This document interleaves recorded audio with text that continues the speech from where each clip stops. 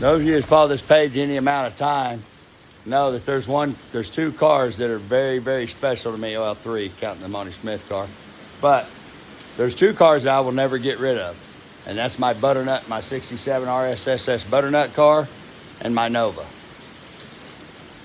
Those of you that are kind of new to the page that's never seen this car, I just took it over and had Aaron Wickheiser, one of my closest and longest friends, put a new vinyl top because the vinyl top was peeling up. Here's the cool part about this car. Look at that factory dome light. See if we can get some. Well, no, we can't. So, this car's factory tack, gauges, power windows, door locks, bucket seats, console, rear defogger,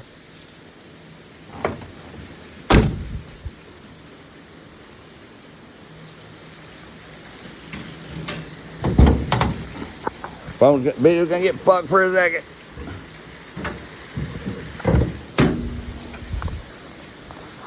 Factory air, factory power steering, no power brakes, disc brakes. And believe it or not, that is the original numbers matching motor. Now I did put, this is crazy, it's got an Axel Gen 7 DFI fuel injection on it that I put on there years ago, and it runs so fucking great, I'm not gonna change it. But this car has never been fucked with.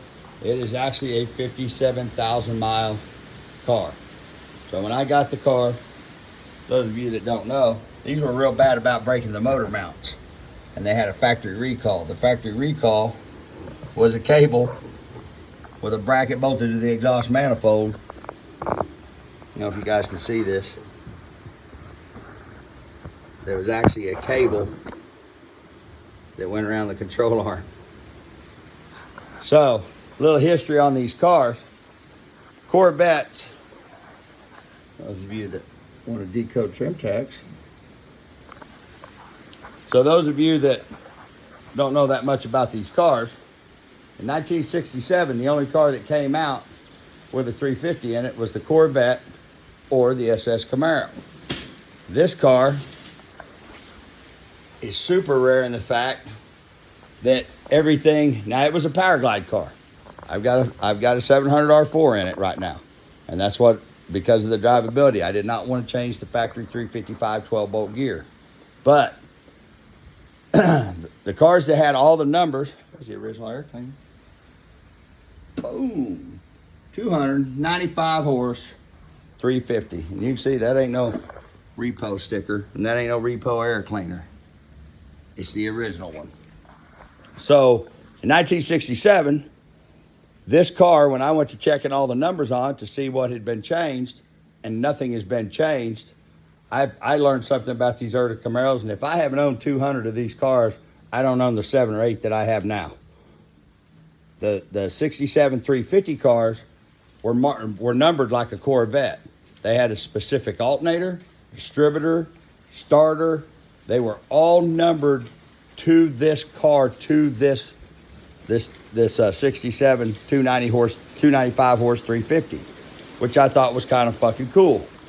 So I've got all the factory stuff. Of course, it's got a, MSD ignition and shit like that. But that was all for drivability.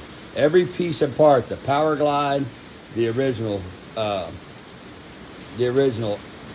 valve covers, intake, distributor, alternator, everything is in a box put up on the shelf.